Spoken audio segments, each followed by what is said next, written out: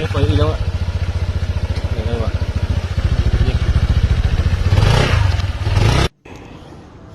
Alright mga Lodi, what's up? Welcome to Break Moto mga sir. So nandito tayo ngayon sa Bataan mga Lodi at meron tayong home service, no? Pinapunta tayo dito ni sir sa Bataan para i-reduce brake at saka front brake upgrade itong kanyang Honda Click 160 mga sir. So ito yung mga pyesa na i-install natin sa kanya. So yan yung pinaka brake master na i-install natin sa kanya mga sir is color silver mga sir. Since silver yung ipapalit natin, so left and right na rin yan mga sir para terno yung kanyang brake master na i-install natin dyan mga sir. Makikita nyo naman mga sir, napakaangas, alam mo ha, yun no. And mga Lodi, install natin yung kanyang brake master sa kanan mga sir. Syempre yung sa pinaka rear natin is conversion yung gagawin natin dyan. So yung brake master na kinabit natin is same din nung brake master na kinabit natin dun sa kanan. E3 siya pero color silver mga Lodi. Then after nyan, yung mga hose. Then yung sa kabila naman is gumamit tayo ng TRC na hose dyan na ang size is 2,100 mga sir para magkasya.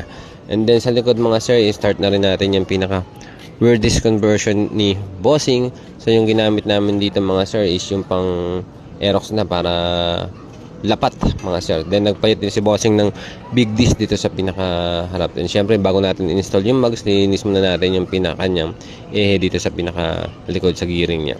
Yan kung mapapansin nyo. Oop, swak na swak yan mga par.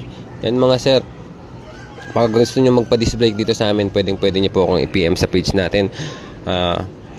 Break Moto mga sir yung pinaka shop location natin mga sir. Pwede nyo pong i-wish Break Moto shop mga Lodi. So yan, install na natin yung front brake ni Bossing. Then afterwards nito, then syempre tuloy-tuloy lang, install na rin natin yung pinaka swing arm ni Bossing. Yan, so kabit-kabit lang yan mga sir pagka na-install nyo na yung pinaka mags natin dyan. And syempre yung tabas natin dito sa harap mga Lodi. Syempre after nyan mga sir, break time muna mga sir. So pinagluto tayo ni Bossing ng masarap na hipon.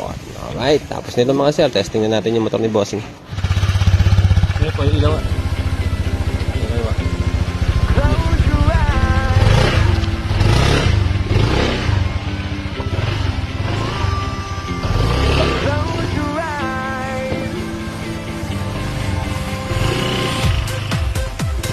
Ano? Yawa. Ano? Nah.